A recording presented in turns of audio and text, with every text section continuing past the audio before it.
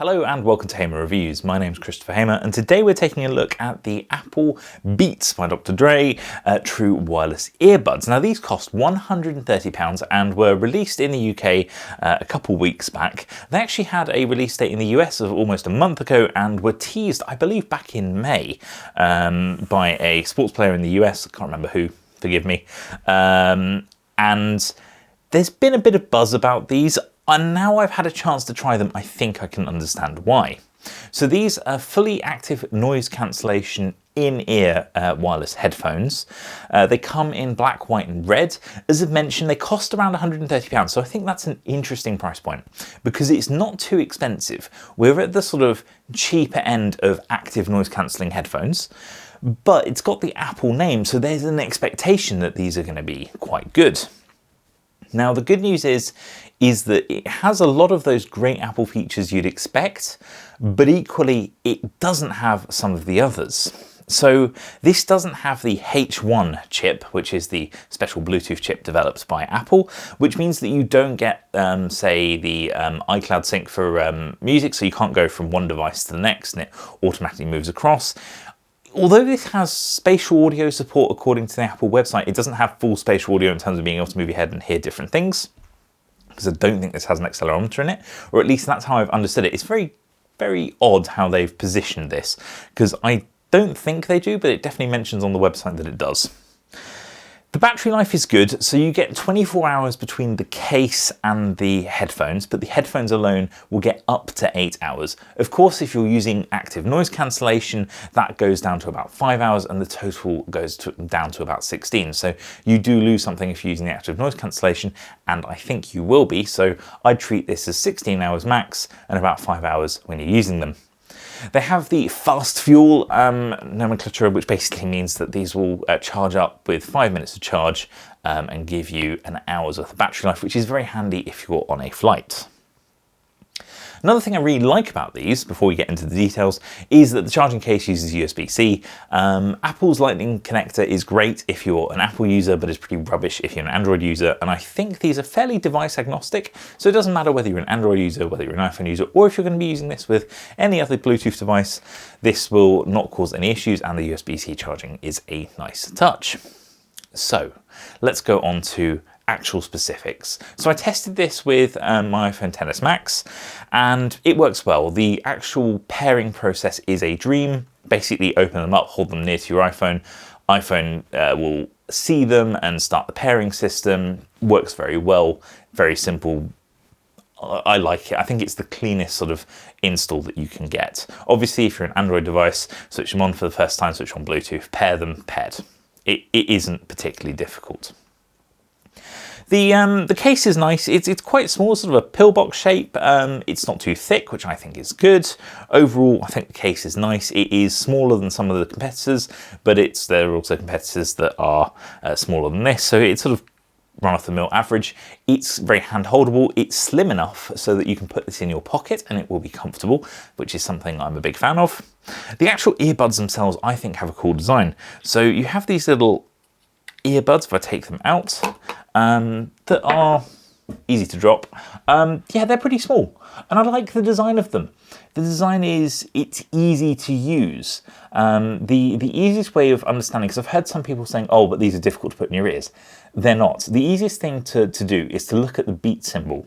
As long as you can read the B the correct way, you're going to put them correctly in your ears. So again, with these ones, currently they're upside down, put the B the right way around, you can put them in your ears nice and easy.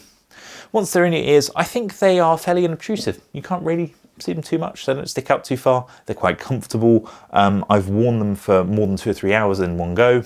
No problems at all.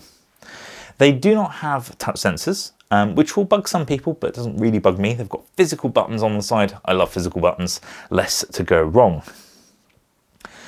Talking about the styling of the earbud, they also have, through their design, a really easy way of holding on to them, whether it's to remove them from your ear or whether it's to put them in. I quite like that. Again, that's quite nice. And when it comes to putting them in the case, it's the exact same system as before. You just need to look at the B, match the B up, and they will fit in nice and easily, like so. Of course, if we put them in my ears again, there are some features which these headphones do not have versus, say, the Apple AirPods Pros. And that is, they don't have the sensors that when you take them out of your ear, they stop playing music, so they'll just continue playing. I think it was a cheapskate move of Apple not to put that in. At £130 they could have done. I don't think it's a big differentiator versus the AirPod Pros, but there are definitely cheaper rivals that do have that feature built in, so keep that in mind. The actual sound quality that comes from these is probably something we should spend a little bit more time talking about. So, what is the sound quality like? It's good. The actual soundstage is quite wide. It does give you quite a big soundstage, which I like. It has good bass. It isn't by any means the lowest bass, and I do think that the AirPod Pros go lower, but the bass is good. I think Beats has had a reputation of having quite good bass response, and these do continue that. It's not overbearing bass. Maybe you could go a bit deeper, but overall it's good. The thing that I dislike a little bit is I find the headphones a bit too harsh. So the treble is a bit too high. Even tweaking the various EQs you can choose doesn't quite reach the point where I felt happy. It was still a bit too sharp, the sound. It doesn't detract from the listening experience too much. It's just for my personal taste, it wasn't quite where I'd want it to be. That being said, I need to look at these within the realm of them costing £130. So if I think about other headphones that cost around £130, so for instance the Belkin Soundform Freedom headphones, these are active noise cancelling headphones. Going to have a separate review of these coming soon. They cost around the same, but the noise cancellation isn't good, the sound quality isn't anywhere near as good. These Apple Beats earbuds are much better.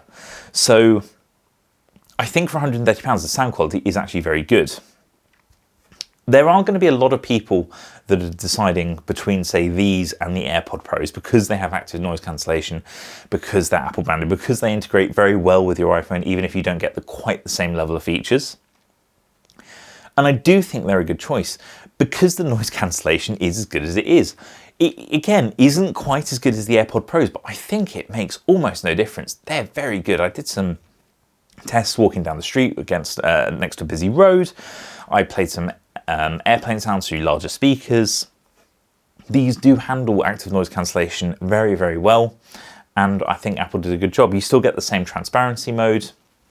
So if you're, say, doing sport or you're out for a walk and you want to be able to hear traffic, you absolutely can. And you also have the option to turn it off. So I think that works well. It perhaps would be nice to have a little bit more customization, but overall, I think the experience of using these is good.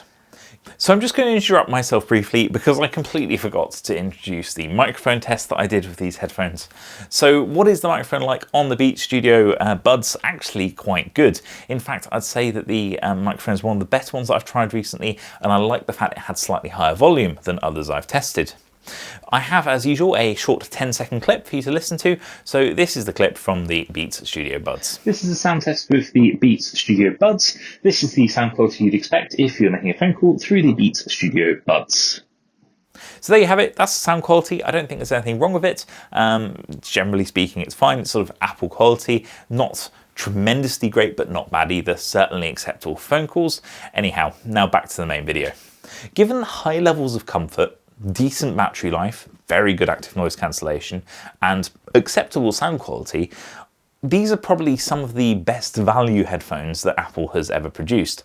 I was a big fan of the Apple Beats Flex, and I think to some extent this takes a lot of that sort of recipe that the Beats Flex had and just improves it, puts it in tiny little earbuds, gives you noise cancellation and a great experience. And for £130, I don't really think you can go wrong.